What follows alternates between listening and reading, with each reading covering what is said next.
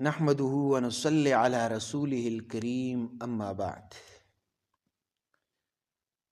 آج میں ایک دل خوش کرنے والی کارگزاری آپ لوگوں کو سنانا چاہتا ہوں۔ تبلیغ والوں کی ایک بار تبلیغی جماعت ایک گاؤں پہنچی۔ مسجد میں اعلان ہوا مگر کوئی خاص رونق نہ بنی۔ جماعت والے عصر سے عشاء تک بیٹھے رہے۔ مغرب کے بعد ایک بوڑھا کسان آیا، کپڑے مٹی سے اٹے، چہرے پر تکن۔ سلام کے بعد بولا، بھائیوں میں بس نماز پڑھنے آیا ہوں، باتیں میرے بس کی نہیں ہیں۔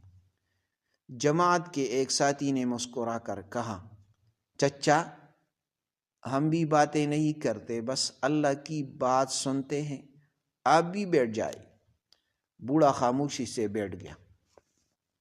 بیان میں نہ مناظرہ تھا نہ سختی، بس ایک جملہ آیا، اللہ ہم سے ہمارے گناہ نہیں ہمارا لوٹ آنا چاہتا ہے۔ اللہ ہم سے ہمارا گناہ نہیں ہمارا لوٹ آنا چاہتا ہے۔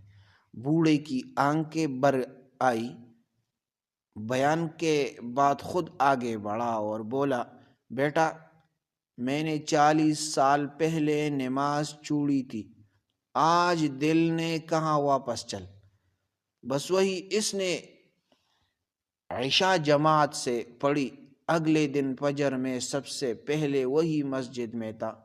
جاتے جاتے بولا، میں تبلیغ پر نہیں جا سکتا، مگر آج سے میرا گھر اور کھیت اللہ کے ہے۔ جماعت والے آگے بڑھ گئے مگر ایک ٹوٹی ہوئی زندگی جڑ گئی۔ تو اس سے سبق ملا، تبلیغ کا کمال شور میں نہیں، نرمی، اخلاص اور اللہ کی بات میں ہے۔ دل خود چل کر آ جاتا ہے۔ تو بھائیو تبلیغ میں لگو، اپنی زندگی بدلو، اپنی اولاد کی زندگی بدلو۔ یہ تبلیغ بوڑھا جوان ہر قسم آدمی کے لیے ایک مدرسہ ہے۔